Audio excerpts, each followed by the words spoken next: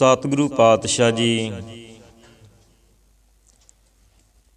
ਸ਼੍ਰੀ ਸੁਖਮਨੀ ਸਾਹਿਬ ਜੀ ਦੀ ਪਾਵਨ ਪਵਿੱਤਰ ਗੁਰਬਾਣੀ ਵਿੱਚ 11ਵੀਂ ਅਸ਼ਟਪਦੀ ਵਿੱਚ ਸਤਿਗੁਰੂ ਜੀ ਫਰਮਾਉਂਦੇ ਹਨ।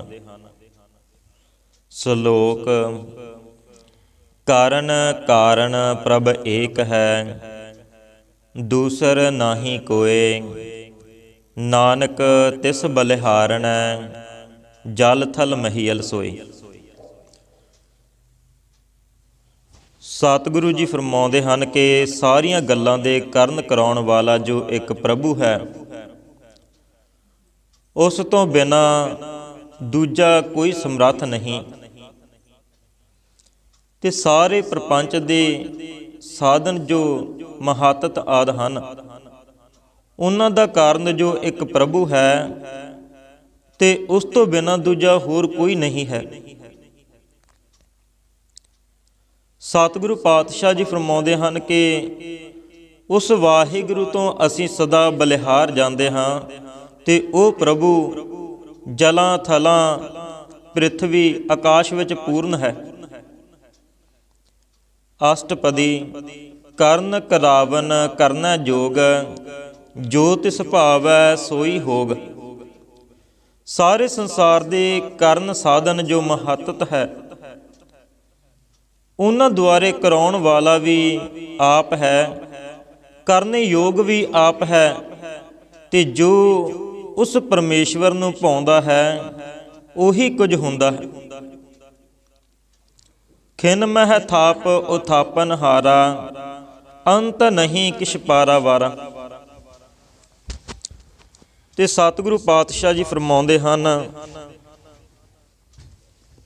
ਕਿ ਇੱਕ ਖਿਨ ਦੇ ਵਿੱਚ ਜੋ ਉਤਪਤੀ, ਪਾਲਣਾ ਤੇ ਵਿਨਾਸ਼ ਕਰਨ ਵਾਲਾ ਹੈ, ਤੇ ਉਸ ਦੇ ਪਾਰ ਔਰ ਵਾਰ ਦਾ ਕੁਝ ਵੀ ਅੰਤ ਨਹੀਂ ਆਉਂਦਾ। ਹੁਕਮੇ ਧਾਰ ਅਧਰ ਦਹਾਵੈ, ਹੁਕਮੇ ਉਪਜੈ ਹੁਕਮ ਸਮਾਵੈ। ਤੇ ਉਹ ਪਰਮੇਸ਼ਵਰ ਆਪ ਆਸਰੇ ਤੋਂ ਰਹਿਤ ਹੈ, ਹੋਰਨਾਂ ਨੂੰ ਆਪਣੇ ਹੁਕਮ ਵਿੱਚ ਧਾਰ ਰੱਖਦਾ ਹੈ, ਤੇ ਆਕਾਸ਼ ਆਦਿ ਨੂੰ ਆਪਣੇ ਹੁਕਮ ਵਿੱਚ ਧਾਰ ਕੇ ਰੱਖਦਾ ਹੈ। ਤੇ ਉਸ ਦੇ ਹੁਕਮ ਵਿੱਚ ਸਾਰੇ ਜੀਵ ਪੈਦਾ ਹੁੰਦੇ ਹਨ, ਹੁਕਮ ਵਿੱਚ ਹੀ ਸਮਾ ਜਾਂਦੇ ਹਨ। ਹੁਕਮੇ ਊਚ ਨੀਚ ਵਿਵਹਾਰ, ਹੁਕਮੇ ਅਨਕ ਰੰਗ ਪ੍ਰਕਾਰ। ਸਤਿਗੁਰੂ ਪਾਤਸ਼ਾਹ ਜੀ ਫਰਮਾਉਂਦੇ ਹਨ ਕਿ ਉਸ ਦੇ ਹੁਕਮ ਵਿੱਚ ਹੀ ਊਚ ਅਤੇ ਨੀਚ ਦਾ ਵਿਵਹਾਰ ਹੋ ਰਿਹਾ ਹੈ, ਤੇ ਉਸ ਦੇ ਹੁਕਮ ਵਿੱਚ ਹੀ ਅਨੇਕ ਪ੍ਰਕਾਰ ਦੇ ਆਨੰਦ ਹੋ ਰਹੇ ਹਨ।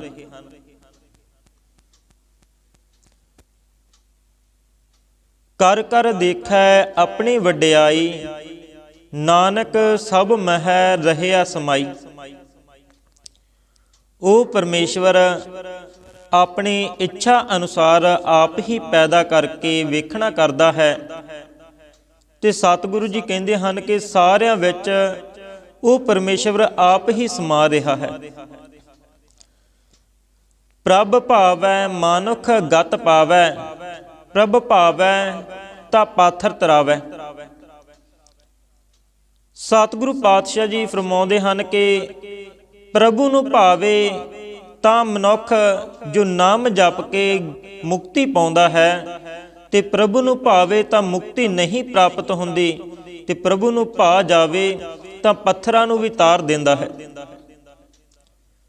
ਸਤਿਗੁਰੂ ਜੀ ਫਰਮਾਉਂਦੇ ਆ ਕਿ ਇੱਕ ਸਮੇਂ ਇੱਕ ਸੇਠ ਜੋ ਸਹਾਰਨਪੁਰ ਵਿੱਚ ਰਹਿ ਕੇ ਸ਼ਾਹੂਕਾਰੇ ਦਾ ਕੰਮ ਕਰਦਾ ਹੁੰਦਾ ਸੀ, ਤੇ ਉਸ ਦੇ ਦੋ ਲੜਕੇ ਸਨ।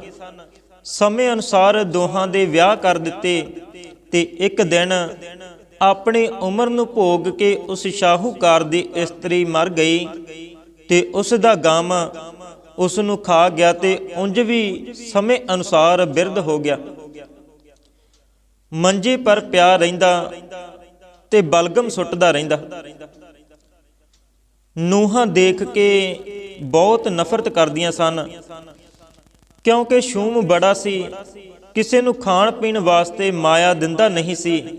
ਤੇ ਇਸ ਕਰਕੇ ਨੂਹਾਂ ਨੇ ਆਪਣੇ ਪਤੀਆਂ ਨੂੰ ਕਿਹਾ ਕਿ ਤੁਸੀਂ ਆਪਣੇ ਪਿਤਾ ਨੂੰ ਹਰਿਦੁਆਰ ਲੈ ਜਾਓ ਤੇ ਉੱਥੇ ਜਾ ਕੇ ਦਾਨ ਪੁੰਨ ਅਤੇ ਗੰਗਾ ਇਸ਼ਨਾਨ ਕਰੇਗਾ ਤੇ ਕੁਝ ਸਤਸੰਗ ਕਰੇਗਾ, ਜਿਸ ਕਰਕੇ ਇਸ ਦੀ ਉਮਰ ਸਫਲ ਹੋ ਜਾਵੇਗੀ। ਤੇ ਦੋਹਾਂ ਲੜਕਿਆਂ ਨੇ ਪਿਤਾ ਨੂੰ ਹਰਿਦੁਆਰ ਲਿਜਾਣ ਵਾਸਤੇ ਕਿਹਾ, ਪਰ ਉਹ ਨਾ ਮੰਨਿਆ। ਫਿਰ ਰਿਸ਼ਤੇਦਾਰਾਂ ਨੂੰ ਸੱਦ ਕੇ ਉਹਨਾਂ ਪਾਸੋਂ ਵੀ ਕਹਾਇਆ ਕਿ ਆਪ ਜੀ ਦਾ ਪਿਛਲਾ ਸਮਾਂ ਹੈ, ਤੁਸੀਂ ਸਾਰੇ ਸੰਕਲਪ ਛੱਡ ਕੇ ਹਰਿਦੁਆਰ ਜਾ ਕੇ ਸਤ ਸੰਗ ਤੇ ਇਸ਼ਨਾਨ ਵਗੈਰਾ ਕਰੋ। ਤੁਹਾਡੇ ਪੁੱਤਰ ਲਾਇਕ ਹਨ, ਇਹ ਵਾਰੋ ਵਾਰੀ ਤੁਹਾਡੇ ਕੋਲ ਰਹਿ ਕੇ ਸੇਵਾ ਕਰਨਗੇ। ਪਰ ਉਹ ਨਾ ਮੰਨਿਆ ਤੇ ਗੁੱਸੇ ਵਿੱਚ ਆ ਕੇ ਕਹਿੰਦਾ ਹੈ, ਅਜੇ ਤਾਂ ਜਿਉਂਦਾ ਹਾਂ, ਤੁਸੀਂ ਮੈਨੂੰ ਹੁਣੇ ਘਰੋਂ ਬਾਹਰ ਕੱਢਦੇ ਹੋ। ਮੈਂ ਗੰਗਾ ਪਰ ਬਿਲਕੁਲ ਨਹੀਂ ਜਾਵਾਂਗਾ ਤੇ ਗੰਗਾ ਦਾ ਪਾਣੀ ਠੰਡਾ ਤੇ ਵਾਈ ਹੁੰਦਾ ਹੈ, ਤੇ ਇਸ ਲਈ ਨਾ ਮੈਂ ਗੰਗਾ ਜਲ ਪੀਵਾਂਗਾ, ਨਾ ਹੀ ਇਸ਼ਨਾਨ ਕਰਾਂਗਾ। ਤੇ ਉਥੋਂ ਦੇ ਸਾਧੂ ਤੇ ਬ੍ਰਾਹਮਣ ਠੱਗ ਹੁੰਦੇ ਹਨ, ਉਹ ਤਾਂ ਮੈਨੂੰ ਠੱਗ ਕੇ ਖਾ ਜਾਣਗੇ, ਤੇ ਇਸ ਕਰਕੇ ਮੈਂ ਉਹਨਾਂ ਦਾ ਦਰਸ਼ਨ ਕਰਨਾ ਵੀ ਨਹੀਂ ਚਾਹੁੰਦਾ। ਤੇ ਕੁਝ ਚਿਰ ਬਾਅਦ ਉਹ ਆਪਣੇ ਸਵਾਸ ਪੂਰੇ ਕਰਕੇ ਮਰ ਗਿਆ। ਉਸ ਦੇ ਮਰ ਜਾਣ ਤੇ ਸਾਰੇ ਰਿਸ਼ਤੇਦਾਰ ਇਕੱਠੇ ਹੋ ਗਏ। ਸਾਰਿਆਂ ਨਾਲ ਸਲਾਹ ਕਰਕੇ ਇਹ ਰਾਏ ਪਾਸ ਕੀਤੀ ਕਿ ਪਿਤਾ ਜੀ ਦਾ ਸੰਸਕਾਰ ਗੰਗਾ ਪਰ ਹੀ ਕਰੀਏ ਅਤੇ ਸਤਾਰੀਏ ਦਾ ਭੰਡਾਰਾ ਵਗੈਰਾ ਵੀ ਉੱਥੇ ਕਰਾਂਗੇ। ਤੇ ਇਸ ਤਰ੍ਹਾਂ ਦਾ ਵਿਚਾਰ ਕਰਕੇ ਬੜੀ ਸੋਹਣੀ ਪਾਲਕੀ ਸਜਾ ਕੇ ਉਸ ਵਿੱਚ ਪਿਤਾ ਦੀ ਦੇਹ ਰੱਖ ਕੇ ਜੋ ਹਰਿਦੁਆਰ ਵੱਲ ਚੱਲ ਪਏ। ਤੇ ਰਸਤੇ ਵਿੱਚ ਰਾਤ ਪੈ ਗਈ। ਇੱਕ ਧਰਮਸ਼ਾਲਾ ਸੀ, ਸਾਰੇ ਉੱਥੇ ਹੀ ਰਹਿ ਪਏ। ਤੇ ਗਰਮੀ ਦੀ ਮੌਸਮ ਹੋਣ ਕਰਕੇ ਜੋ ਪਾਲਕੀ ਅੰਦਰ ਰੱਖ ਦਿੱਤੀ ਤੇ ਬਾਕੀ ਦੇ ਸਾਰੇ ਰਿਸ਼ਤੇਦਾਰ ਬਾਹਰ ਲੰਮੇ ਪੈ ਗਏ ਤੇ ਆਪਸ ਵਿੱਚ ਗੱਲਾਂ ਕਰਨ ਲੱਗ ਪਏ ਕਿ ਪਿਤਾ ਜੀ ਨੂੰ ਗੰਗਾ ਤੇ ਰਹਿਣ ਲਈ ਬਹੁਤ ਕਿਹਾ ਸੀ, ਪਰ ਨਾ ਮੰਨੇ ਤੇ ਗੰਗਾ ਮਈਆ ਨੂੰ ਗਾਲੀਆਂ ਦਿੰਦਾ ਸੀ। ਹੁਣ ਤਾਂ ਉਸ ਦੀਆਂ ਹੱਡੀਆਂ ਗੰਗਾ ਮਈਆ ਵਿੱਚ ਪ੍ਰਵਾਹ ਕਰ ਆਵਾਂਗੇ ਤੇ ਜਿਸ ਕਰਕੇ ਇਸ ਦੀ ਮੁਕਤੀ ਹੋ ਜਾਵੇਗੀ। ਤੇ ਇਸੇ ਤਰ੍ਹਾਂ ਕਹਿੰਦੇ ਕਹਿੰਦੇ ਸੌਂ ਗਏ। ਤੇ ਅੰਦਰ ਇੱਕ ਕੋੜੀ ਰਹਿੰਦਾ ਸੀ, ਉਹ ਸਭ ਗੱਲਾਂ ਸੁਣਦਾ ਰਿਹਾ ਤੇ ਆਪਣੇ ਮਨ ਵਿੱਚ ਵਿਚਾਰਿਆ, ਇੱਥੇ ਤਾਂ ਮੈਨੂੰ ਕੋਈ ਪੁੱਛਦਾ ਹੀ ਨਹੀਂ। ਹਰਿਦੁਆਰ ਬੜੇ ਦਾਨੀ ਆਉਂਦੇ ਹਨ ਜੋ ਦਾਨ ਪੁੰਨ ਕਰਕੇ ਚਲੇ ਜਾਂਦੇ ਹਨ ਤੇ ਉੱਥੇ ਮੇਰਾ ਨਿਰਵਾਹ ਚੰਗਾ ਹੋਵੇਗਾ, ਤੇ ਇਸ ਲਈ ਮੈਂ ਹਰਿਦੁਆਰ ਚਲਾ ਜਾਵਾਂ ਤਾਂ ਚੰਗਾ ਹੈ। ਤੇ ਇਹ ਗੱਲ ਵਿਚਾਰ ਕੇ ਮੁਰਦੇ ਨੂੰ ਆਪਣੇ ਆਸਣ ਤੇ ਰੱਖ ਦਿੱਤਾ ਤੇ ਆਪ ਮੁਰਦਾ ਬਣ ਕੇ ਉਸ ਪਾਲਕੀ ਵਿੱਚ ਸੌਂ ਗਿਆ। ਸਵੇਰ ਹੋਣ ਨਾਲ ਸਾਰੇ ਲੋਕ ਉੱਠ ਕੇ ਉਸ ਪਾਲਕੀ ਨੂੰ ਚੁੱਕ ਕੇ ਹਰਿਦੁਆਰ ਵੱਲ ਤੁਰ ਪਏ। ਤੇ ਜਿਸ ਵੇਲੇ ਹਰਿਦੁਆਰ ਪਹੁੰਚ ਗਏ ਤਾਂ ਬ੍ਰਾਹਮਣ ਸਾਧੂ ਇਕੱਠੇ ਕਰਕੇ ਪਿਤਾ ਦਾ ਸੰਸਕਾਰ ਕਰਨ ਵਾਸਤੇ ਪਾਲਕੀ ਖੋਲਣ ਲੱਗੇ। ਤੇ ਉਸ ਵੇਲੇ ਕੁੜੀ ਨੇ ਅੰਗ ਹਿਲਾਏ, ਦੇਖ ਕੇ ਸਭ ਹੈਰਾਨ ਹੋ ਗਏ ਕਿ ਮੁਰਦਾ ਜਿੰਦਾ ਹੋ ਗਿਆ ਹੈ। ਤੇ ਜਦੋਂ ਕੱਪੜੇ ਲਾ ਕੇ ਵੇਖਿਆ ਤਾਂ ਪਾਲਕੀ ਵਿੱਚੋਂ ਕੋੜੀ ਨਿਕਲਿਆ ਤੇ ਦੇਖ ਕੇ ਡਰ ਗਏ ਕਿ ਇਹ ਕੋੜੀ ਕਿੱਥੋਂ ਆ ਗਿਆ। ਤੇ ਜਦ ਉਸ ਤੋਂ ਪੁੱਛਿਆ ਤਾਂ ਉਸ ਨੇ ਸਾਰਾ ਹਾਲ ਸੁਣਾਇਆ ਕਿ ਤੁਹਾਡਾ ਪਿਤਾ ਉੱਥੇ ਹੀ ਹੈ, ਰਾਤ ਨੂੰ ਜਿਸ ਧਰਮਸ਼ਾਲਾ ਵਿੱਚ ਤੁਸੀਂ ਠਹਿਰੇ ਸੀ, ਤੇ ਮੈਂ ਉੱਥੇ ਭੁੱਖਾ ਰਹਿੰਦਾ ਸੀ ਤੇ ਇਸ ਕਰਕੇ ਮੈਂ ਪਾਲਕੀ ਵਿੱਚ ਲੇਟ ਕੇ ਇੱਥੇ ਆ ਗਿਆ ਹਾਂ। ਤੇ ਇੱਥੇ ਮੰਗ ਕੇ ਰੱਜ ਕੇ ਖਾਵਾਂਗਾ। ਤਾਂ ਉਸ ਦੀਆਂ ਗੱਲਾਂ ਸੁਣ ਕੇ ਆਪਸ ਵਿੱਚ ਕਹਿਣ ਲੱਗੇ, ਸਾਡਾ ਪਿਤਾ ਜਿਉਂਦਿਆਂ ਗੰਗਾ ਤੇ ਨਹੀਂ ਆਇਆ, ਪਰ ਮਰ ਕੇ ਵੀ ਨਹੀਂ ਆਉਂਦਾ ਪਿਆ। ਤੇ ਬਾਕੀ ਦੇ ਆਦਮੀ ਉੱਥੇ ਰਹੇ ਇੱਕ ਉਸ ਦਾ ਲੜਕਾ ਤੇ ਇੱਕ ਹੋਰ ਦੋਵੇਂ ਮਿਲ ਕੇ ਉਸ ਨੂੰ ਲੈਣ ਆਏ ਤੇ ਆ ਕੇ ਵੇਖਿਆ ਕਿ ਮੁਰਦਾ ਉੱਥੇ ਹੀ ਪਿਆ ਹੈ ਤੇ ਉਹ ਉਸ ਮੁਰਦੇ ਨੂੰ ਘਰ ਦੀ ਘੋੜੀ ਨਾਲ ਬੰਨ੍ਹ ਕੇ ਉੱਪਰ ਦੋਵੇਂ ਅਸਵਾਰ ਹੋ ਕੇ ਚੱਲ ਪਏ ਤੇ ਮੁਰਦੇ ਦੇ ਹੋਣ ਕਰਕੇ ਘੋੜੀ ਐਸੀ ਡਰੀ ਜੋ ਹਟ ਕੇ ਫਿਰ ਸਹਾਰਨਪੁਰ ਹੀ ਆ ਗਈ। ਤੇ ਲੋਕ ਵੇਖ ਕੇ ਹੱਸਣ ਲੱਗ ਪਏ ਤੇ ਪੁੱਛਦੇ ਹਨ ਕਿ ਇਹ ਕੀ ਹੋਇਆ। ਇਸ ਨੂੰ ਤਾਂ ਪਾਲਕੀ ਵਿੱਚ ਲਿਟਾ ਕੇ ਹਰਿਦੁਆਰ ਲੈ ਗਏ ਸੀ ਤੇ ਇੱਥੇ ਘੋੜੀ ਤੇ ਵਾਪਸ ਕਿਵੇਂ ਆ ਗਿਆ ਹੈ। ਤੇ ਉਹਨਾਂ ਨੇ ਸਾਰਾ ਹਾਲ ਸੁਣਾਇਆ। ਫਿਰ ਸਾਰਿਆਂ ਨੇ ਕਿਹਾ ਕਿ ਜਿਹੜੇ ਹਰਿਦੁਆਰ ਸੰਬੰਧੀ ਬੈਠੇ ਹਨ ਉਹਨਾਂ ਸਾਰਿਆਂ ਨੂੰ ਬੁਲਾ ਕੇ ਇਸ ਦਾ ਸੰਸਕਾਰ ਇੱਥੇ ਹੀ ਕਰੋ। ਤੇ ਸਾਰਿਆਂ ਨੂੰ ਬੁਲਾ ਕੇ ਉਸ ਦਾ ਸੰਸਕਾਰ ਸਹਾਰਨਪੁਰ ਹੀ ਕੀਤਾ ਗਿਆ। ਤੇ ਚੌਥੇ ਦਿਨ ਉਸ ਦੀਆਂ ਹੱਡੀਆਂ ਚੁਣ ਕੇ ਆਪਣੇ ਪੁਰੋਹਿਤ ਨੂੰ ਬੁਲਾ ਕੇ ਕਿਹਾ ਕਿ ਪੁਰੋਹਿਤ ਜੀ, ਤੁਸੀਂ ਆਪ ਜਾ ਕੇ ਇਸ ਦੀਆਂ ਹੱਡੀਆਂ ਗੰਗਾ ਪ੍ਰਵਾਹ ਆਓ। ਤੇ ਸਭਨਾਂ ਨੇ ਆਪੋ ਆਪਣੀ ਮਰਜ਼ੀ ਨਾਲ ਪੁਰੋਹਿਤ ਨੂੰ, ਕਿਸੇ ਨੇ 2 ਰੁਪਏ, ਕਿਸੇ ਨੇ 5 ਰੁਪਏ ਤੇ ਕਿਸੇ ਨੇ 7 ਰੁਪਏ, ਕਿਸੇ ਨੇ 10 ਰੁਪਏ ਦਿੱਤੇ। ਤੇ ਇਸ ਤਰ੍ਹਾਂ 100 ਰੁਪਇਆ ਇਕੱਠਾ ਹੋ ਗਿਆ। ਤੇ ਜਿਸ ਵੇਲੇ ਪੁਰੋਹਿਤ ਹੱਡੀਆਂ ਲੈ ਕੇ ਸ਼ਹਿਰ ਤੋਂ ਬਾਹਰ ਆਇਆ ਤਾਂ ਮਨ ਵਿੱਚ ਖਿਆਲ ਆਇਆ, ਜੇਕਰ ਇਹ ਰੁਪਇਆ ਮੈਂ ਨਾਲ ਲਿਜਾਵਾਂਗਾ ਤਾਂ ਰਾਹ ਵਿੱਚ ਕੋਈ ਡਾਕੂ ਲੁੱਟ ਲਵੇਗਾ ਤੇ ਇਸ ਲਈ ਘਰ ਰੱਖ ਆਵਾਂ ਤਾਂ ਚੰਗਾ ਹੈ। ਤੇ ਇਹ ਸੋਚ ਕੇ ਬਾਹਰ ਜੰਗਲ ਵਿੱਚ ਇੱਕ ਦਰਖਤ ਦੀ ਟਾਹਣੀ ਨਾਲ ਉਹ ਹੱਡੀਆਂ ਵਾਲਾ ਜੋ ਗੁਥਲੀ ਬੰਨ੍ਹ ਕੇ ਆਪ ਘਰ ਆ ਗਿਆ। ਤੇ ਪਿੱਛੋਂ ਇੱਕ ਭੰਗੀ ਲੱਕੜੀਆਂ ਲੈਣ ਵਾਸਤੇ ਉਸੇ ਜੰਗਲ ਵਿੱਚ ਆ ਗਿਆ ਤੇ ਉਸੇ ਬ੍ਰਿਛ ਪਰ ਚੜ੍ਹ ਗਿਆ। ਤੇ ਗੁਥਲੀ ਦੇਖ ਕੇ ਉਸ ਨੂੰ ਭੁਲੇਖਾ ਪੈ ਗਿਆ ਕਿ ਸ਼ਾਇਦ ਇਸ ਵਿੱਚ ਧਨ ਹੈ। ਤੇ ਉਹ ਗੁਥਲੀ ਲਾ ਕੇ ਹੇਠਾਂ ਉਤਰ ਆਇਆ। ਦੂਰ ਜਾ ਕੇ ਗੁਥਲੀ ਖੋਲ ਕੇ ਢੇਰੀ ਕੀਤੀ, ਹੱਡੀਆਂ ਤਾਂ ਇੱਧਰ ਉੱਧਰ ਸੁੱਟ ਦਿੱਤੀਆਂ ਤੇ ਉਸ ਵਿੱਚੋਂ ਪੈਸੇ, ਰੁਪਏ, ਸੋਨਾ ਤੇ ਬਿਬਾਨ ਦੇ ਢੱਕਣ ਵਾਲਾ ਕੱਪੜਾ ਆਦਿ ਇਹ ਸਭ ਚੀਜ਼ਾਂ ਲੈ ਕੇ ਆਪਣੇ ਘਰ ਚਲਾ ਗਿਆ। ਤੇ ਪਿੱਛੋਂ ਪੁਰੋਹਿਤ ਆ ਕੇ ਵੇਖਦਾ ਹੈ ਤਾਂ ਗੁੱਥੀ ਕੋਈ ਨਾ ਮਿਲੀ ਤੇ ਬੜੀ ਤਲਾਸ਼ ਕੀਤੀ ਪਰ ਪਤਾ ਨਾ ਲੱਗਾ। ਤੇ ਫਿਰ ਹਰਿਦੁਆਰ ਜਾ ਕੇ ਉੱਥੋਂ ਝੂਠੀਆਂ ਚਿੱਠੀਆਂ ਲਿਖਵਾ ਕੇ ਉਹਨਾਂ ਦੇ ਘਰ ਆ ਕੇ ਦੇ ਦਿੱਤੀਆਂ ਤੇ ਕਿਹਾ ਕਿ ਤੁਹਾਡੇ ਪਿਤਾ ਦੇ ਫੁੱਲ ਗੰਗਾ ਵਿੱਚ ਪ੍ਰਵਾਹ ਕਰ ਆਇਆ ਹਾਂ। ਤੇ ਇਹਨੇ ਨਾਲ ਉਹਨਾਂ ਨੂੰ ਤਸੱਲੀ ਹੋ ਗਈ ਕਿ ਸਾਡੇ ਪਿਤਾ ਦੀਆਂ ਹੱਡੀਆਂ ਗੰਗਾ ਵਿੱਚ ਪਹੁੰਚ ਗਈਆਂ ਹਨ। ਤੇ ਪਾਲਕੀ ਦੇ ਆਸੇ-ਪਾਸੇ ਜੋ ਪਾਲਕੀ ਨੂੰ ਢੱਕਣ ਵਾਲਾ ਖੀਨ ਖਾਬ ਦਾ ਕੱਪੜਾ ਗੁੱਥੀ ਵਿੱਚੋਂ ਭੰਗੀ ਨੂੰ ਮਿਲਿਆ ਸੀ, 6 ਮਹੀਨੇ ਤੋਂ ਬਾਅਦ ਉਸ ਦੀ ਕੁੜਤੀ ਸਿਵਾ ਕੇ ਉਸਨੇ ਆਪਣੇ ਗਲ ਪਾ ਲਈ ਤੇ ਸੇਠ ਦੇ ਘਰ ਸਫਾਈ ਕਰਨ ਲਈ ਆ ਗਿਆ। ਸਫਾਈ ਕਰ ਹੀ ਰਿਹਾ ਸੀ ਤਾਂ ਸੇਠ ਦੀ ਨੂੰਹ ਨੇ ਉਸ ਕੱਪੜੇ ਨੂੰ ਪਛਾਣ ਲਿਆ ਤੇ ਆਪਣੇ ਪਤੀ ਨੂੰ ਆ ਕੇ ਆਖਿਆ ਕਿ ਉਸਨੇ ਉਸੇ ਵੇਲੇ ਭੰਗੀ ਨੂੰ ਤਾੜ ਕੇ ਪੁੱਛਿਆ ਤਾਂ ਭੰਗੀ ਨੇ ਸੱਚ-ਸੱਚ ਕਹਿ ਦਿੱਤਾ ਕਿ ਮੈਂ ਜੰਗਲ ਵਿੱਚ ਲੱਕੜਾਂ ਲੈਣ ਗਿਆ ਸੀ, ਉੱਥੇ ਬ੍ਰਿਛ ਨਾਲ ਇਹ ਗੁੱਥੀ ਟੰਗੀ ਹੋਈ ਸੀ ਤੇ ਉਸ ਨੂੰ ਲਾ ਕੇ ਫੋਲਿਆ, ਹੱਡੀਆਂ ਤਾਂ ਖਿਲਾਰ ਦਿੱਤੀਆਂ ਤੇ ਵਿੱਚੋਂ ਰੁਪਏ, ਪੈਸੇ, ਸੋਨਾ ਵਗੈਰਾ ਕੱਢ ਕੇ ਮੈਂ ਵਰਤ ਲਿਆ ਤੇ ਉਸ ਕੱਪੜੇ ਦੀ ਕੁੜਤੀ ਬਣਾ ਕੇ ਪਾ ਲਈ ਹੈ। ਤੇ ਪੁੱਤਰਾਂ ਨੇ ਜੋ ਬਰਾਦਰੀ ਵਿੱਚੋਂ ਮੁਖੀ ਆਦਮੀ ਭੇਜ ਕੇ ਉਸ ਪੁਰੋਹਿਤ ਨੂੰ ਬੁਲਾ ਕੇ ਪੁੱਛਿਆ, ਜੋ ਤੂੰ ਚਿੱਠੀ ਹਰਿਦੁਆਰੋਂ ਲਿਆ ਕੇ ਦਿਖਾਈ ਸੀ, ਇਹ ਸੱਚੀ ਹੈ ਜਾਂ ਝੂਠੀ? ਤੇ ਸੱਚ ਦੱਸ, ਨਹੀਂ ਤਾਂ ਤੈਨੂੰ ਪੁਰੋਹਿਤ ਪੁਣੇ ਤੋਂ ਹਟਾ ਦਿੱਤਾ ਜਾਵੇਗਾ।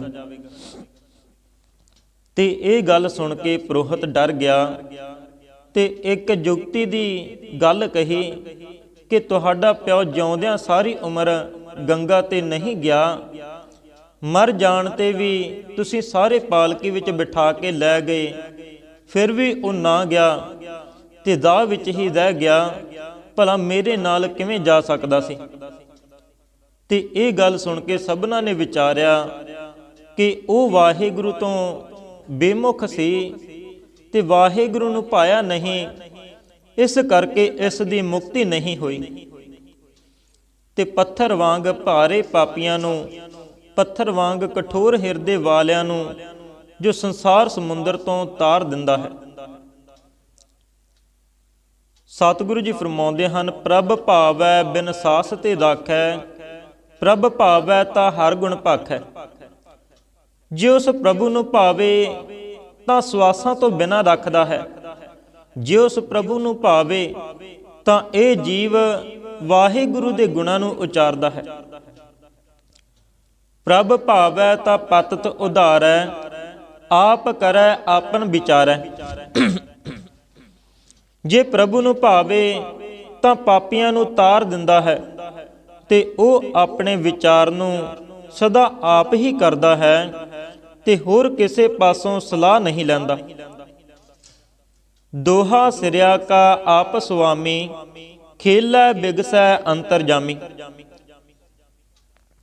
ਲੋਕ ਪ੍ਰਲੋਕ, ਗੁਰਮੁਖ ਮਨਮੁਖ, ਦੇਵਤੇ ਰਾਖਸ਼, ਇਹਨਾਂ ਦੋਹਾਂ ਸਿਰਿਆਂ ਦਾ ਮਾਲਕ ਉਹ ਆਪ ਪਰਮੇਸ਼ਵਰ ਹੈ ਤੇ ਆਪ ਹੀ ਸੰਸਾਰ ਦੀ ਖੇਡ ਨੂੰ ਵੇਖ ਕੇ ਪ੍ਰਸੰਨ ਹੁੰਦਾ ਹੈ ਤੇ ਆਪ ਹੀ ਅੰਤਰਜਾਮੀ ਹੈ।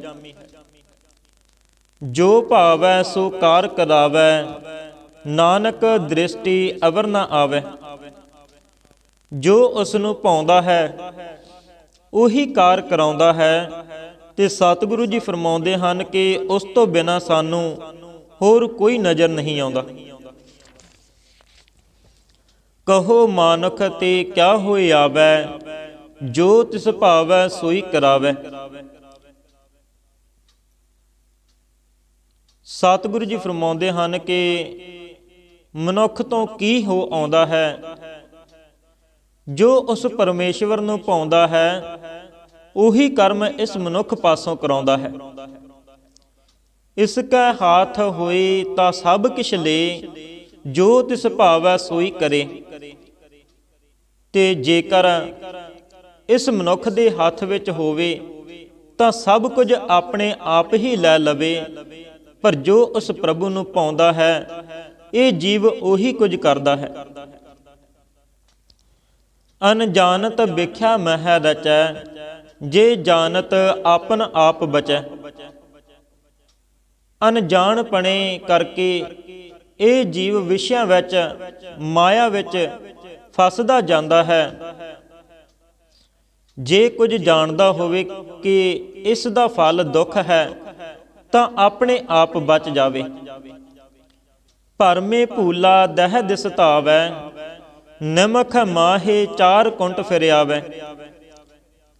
ਭਰਮ ਵਿੱਚ ਭੁੱਲਾ ਹੋਇਆ ਦਸੋ ਦਿਸ਼ਾ ਵਿੱਚ ਲੋ ਲਈ ਕਰਦਾ ਦੌੜਦਾ ਫਿਰਦਾ ਹੈ ਅਤੇ ਇੱਕ ਨਿਮਖ ਵਿੱਚ ਹੀ ਸੰਕਲਪਾਂ ਕਰਕੇ ਚਾਰੇ ਕੁੰਟਾਂ ਵਿੱਚ ਫਿਰ ਆਉਂਦਾ ਹੈ।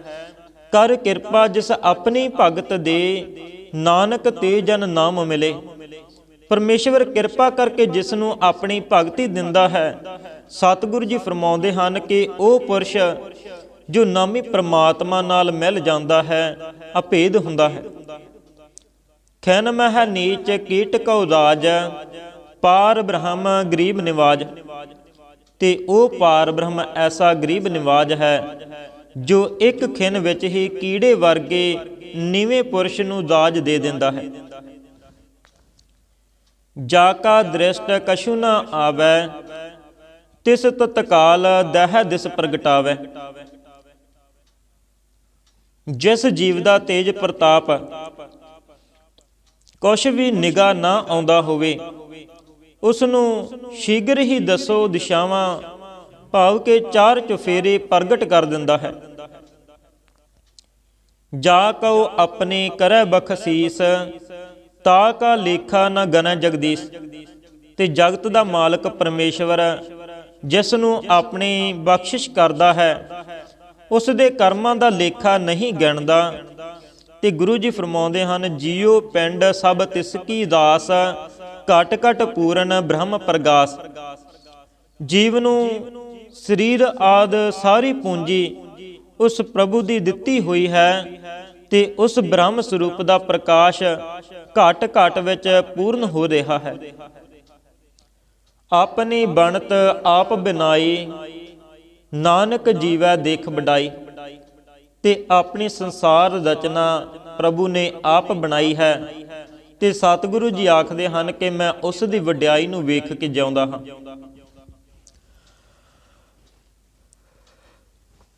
ਇਸਕਾ ਬਲ ਨਾਹੀ ਇਸ ਹਾਥ, ਕਰਨ ਕਰਾਵਨ ਸਰਬ ਕੋ ਨਾਥ। ਤੇ ਇਸ ਜੀਵ ਦਾ ਬਲ ਇਸ ਦੇ ਆਪਣੇ ਹੱਥ ਵਿੱਚ ਨਹੀਂ ਹੈ, ਕਿਉਂਕਿ ਸਭ ਕਰਤਬਾਂ ਦੇ ਕਰਨ ਕਰਾਉਣ ਵਾਲਾ ਉਹ ਆਪ ਹੀ ਸਭ ਦਾ ਸੁਆਮੀ ਹੈ। ਆਗਿਆਕਾਰੀ ਬਪਰਾ ਜੀਓ, ਜੋ ਤਿਸ ਭਾਵੈ ਸੋਈ ਫੁਨ ਥੀਓ। ਤੇ ਇਹ ਵਿਚਾਰਾ ਜੀਵ ਤਾਂ ਉਸ ਵਾਹਿਗੁਰੂ ਦਾ ਆਗਿਆਕਾਰੀ ਹੁਕਮ ਵਿੱਚ ਚੱਲਣ ਵਾਲਾ ਹੈ। ਜੋ ਪ੍ਰਭੂ ਨੂੰ ਪਾਉਂਦਾ ਹੈ ਫਿਰ ਉਹ ਕੁਝ ਹੁੰਦਾ ਹੈ। ਕਬਹੂ ਊਚ ਨੀਚ ਮਹਿ ਬਸੈ, ਕਬਹੂ ਸੋਗ ਹਰਖ ਰੰਗ ਹਸੈ। ਕਦੇ ਤਾਂ ਇਹ ਜੀਵ ਊਚ ਨੀਚ ਜੁਨੀਆਂ ਅਸਥਾਨਾਂ ਵਿੱਚ ਵਸਦਾ ਹੈ, ਕਦੇ ਤਾਂ ਕਰਮਾਂ ਅਨੁਸਾਰ ਸੋਗ ਕਰਕੇ ਰੋਂਦਾ ਹੈ ਅਤੇ ਕਦੇ ਖੁਸ਼ੀ ਦੇ ਰੰਗ ਵਿੱਚ ਹੱਸਦਾ ਹੈ। ਕਬਹੂ ਨਿੰਦ ਚੰਦ ਵਿਵਹਾਰ, ਕਬਹੂ ਊਬ ਆਕਾਸ ਪਇਆਲ।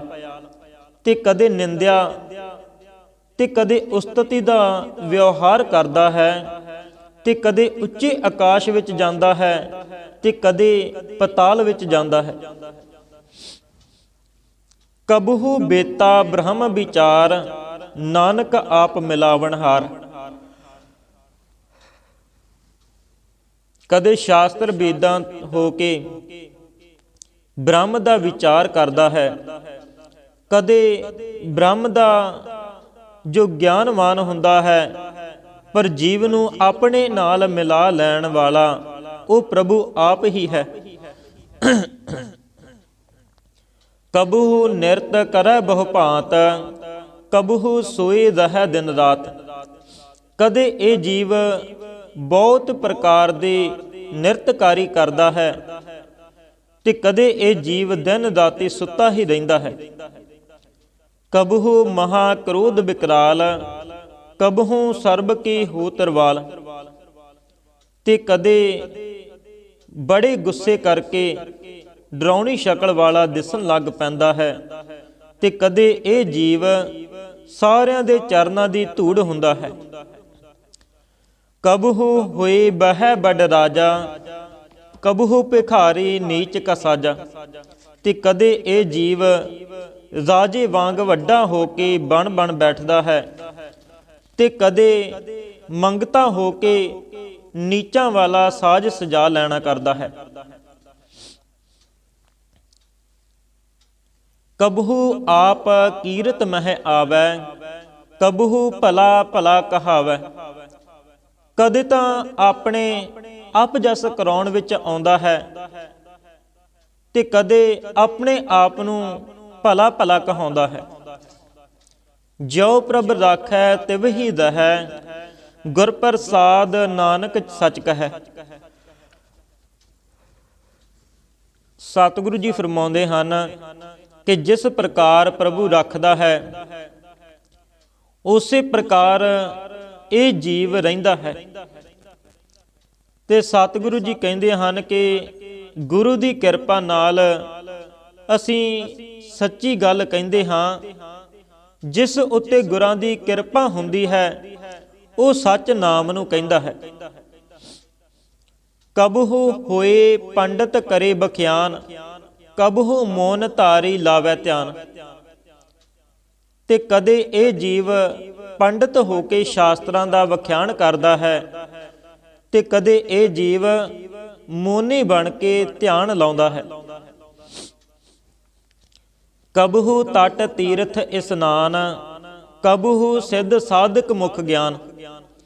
ਤੇ ਕਦੇ ਇਹ ਜੀਵ ਤੀਰਥਾਂ ਦੇ ਕਿਨਾਰਿਆਂ ਪਰ ਰਹਿ ਕੇ ਤੀਰਥਾਂ ਵਿੱਚ ਹੀ ਇਸ਼ਨਾਨ ਕਰਦਾ ਰਹਿੰਦਾ ਹੈ ਤੇ ਕਦੇ ਇਹ ਜੀਵ ਸਿੱਧ ਤੇ ਜਗਿਆਸੂ ਹੋ ਕੇ ਮੂੰਹ ਨਾਲ ਗਿਆਨ ਦੀਆਂ ਗੱਲਾਂ ਕਰਦਾ ਹੈ।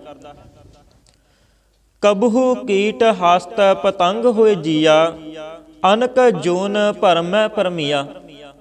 ਤੇ ਕਦੇ ਇਹ ਜੀਵ ਕੀੜੇ ਹਾਥੀ ਪਤੰਗੇ ਜੀਅ ਹੋ ਕੇ ਜੋ ਅਨੇਕ ਜੂਨੀਆਂ ਵਿੱਚ ਭਰਮਣੇ ਵਾਲਾ ਹੋ ਕੇ ਫਿਰਦਾ ਹੈ। ਨਾਨਾ ਰੂਪ ਜਿਉ ਸੁਆਂਗੀ ਦਿਖਾਵੈ, ਜਿਉ ਪ੍ਰਭ ਭਾਵੈ ਤਿਵੈ ਨਚਾਵੈ। ਤੇ ਇਹ ਜੀਵ ਨਕਲੀਏ ਵਾਂਗ ਅਨੇਕ ਤਰ੍ਹਾਂ ਦਾ ਲਿਬਾਸ ਧਾਰ ਕੇ ਵਿਖਾਉਂਦਾ ਹੈ, ਪਰ ਜਿਸ ਤਰ੍ਹਾਂ ਪ੍ਰਭੂ ਨੂੰ ਭਾਉਂਦਾ ਹੈ ਉਸੇ ਤਰ੍ਹਾਂ ਜੀਵ ਨੂੰ ਨਚਾਉਂਦਾ ਹੈ। ਜੋ ਤਿਸ ਭਾਵੈ ਸੋਈ ਹੋਏ, ਨਾਨਕ ਦੂਜਾ ਅਵਰ ਨ ਕੋਇ। ਤੇ ਉਸ ਪ੍ਰਭੂ ਨੂੰ ਜੋ ਭਾਉਂਦਾ ਹੈ ਉਹ ਕੁਝ ਹੀ ਹੁੰਦਾ ਹੈ। ਸਤਿਗੁਰੂ ਪਾਤਸ਼ਾਹ ਜੀ ਫਰਮਾਉਂਦੇ ਹਨ ਕਿ ਉਸ ਤੋਂ ਬਿਨਾ ਦੂਜਾ ਹੋਰ ਕੋਈ ਨਹੀਂ ਹੈ। ਕਬਹੂ ਸਾਧ ਸੰਗਤ ਇਹੋ ਪਾਵੈ, ਉਸ ਅਸਥਾਨ ਤੇ ਬਹੁਰ ਨ ਆਵੈ। ਤੇ ਜੇ ਕਦੇ ਇਹ ਜੀਵ ਸਤ ਸੰਗਤ ਵਿੱਚ ਬੈਠਣਾ ਪਾ ਲਵੇ ਤਾਂ ਉਸ ਸਤਸੰਗ ਅਸਥਾਨ ਤੋਂ ਉਦਾਸ ਹੋ ਕੇ ਮੁੜ ਕੇ ਸੰਸਾਰਕ ਧੰਦਿਆਂ ਦੀ ਤਰਫ ਨਹੀਂ ਆਉਂਦਾ ਤੇ ਮੁੜ ਕੇ ਫਿਰ ਜੂਨੀਆਂ ਵਿੱਚ ਨਹੀਂ ਆਉਂਦਾ। ਅੰਤਰ ਹੋਏ ਗਿਆਨ ਪ੍ਰਗਾਸ, ਉਸ ਅਸਥਾਨ ਕਾ ਨਹੀਂ ਵਿਨਾਸ਼। ਸਤਸੰਗ ਦੇ ਪ੍ਰਤਾਪ ਕਰਕੇ ਹੀ ਇਸ ਜੀਵ ਦੇ ਹਿਰਦੇ ਅੰਦਰ ਗਿਆਨ ਦਾ ਚਾਨਣ ਹੋ ਜਾਂਦਾ ਹੈ। ਫਿਰ ਗਿਆਨ ਦਾ ਚਾਨਣ ਇਸ ਨੂੰ ਉਸ ਜਗ੍ਹਾ ਤੇ ਲੈ ਜਾਂਦਾ ਹੈ ਜਿਸ ਟਿਕਾਣੇ ਦਾ ਕਦੇ ਵੀ ਨਾਸ਼ ਨਹੀਂ ਹੁੰਦਾ। ਮਨ ਤਨ ਨਾਮ ਰਤੇ ਇੱਕ ਰੰਗ, ਸਦਾ ਬਸ ਹੈ ਪਾਰ ਬ੍ਰਹਮ ਕੈ ਸੰਗ।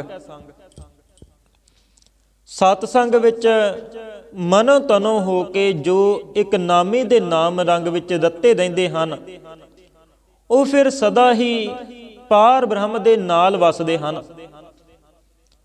ਜਿਉ ਜਲ ਮਹਿ ਜਲ ਆਏ ਖਟਾਨਾ, ਤਿਉ ਜੋਤੀ ਸੰਗ ਜੋਤ ਸਮਾਨਾ। ਜਿਸ ਤਰ੍ਹਾਂ ਸਮੁੰਦਰ ਦੇ ਜਲ ਵਿੱਚ ਨਦੀਆਂ ਦਾ ਜਲ ਆ ਕੇ ਮਿਲ ਜਾਂਦਾ ਹੈ, ਉਸੇ ਤਰ੍ਹਾਂ ਉਹ ਮਨੁੱਖ ਜੋਤੀ ਸਰੂਪ ਪਰਮਾਤਮਾ ਨਾਲ ਜੋਤੀ ਸਰੂਪ ਹੋ ਕੇ ਅਭੇਦ ਹੋ ਜਾਂਦਾ ਹੈ, ਸਮਾ ਜਾਂਦਾ ਹੈ।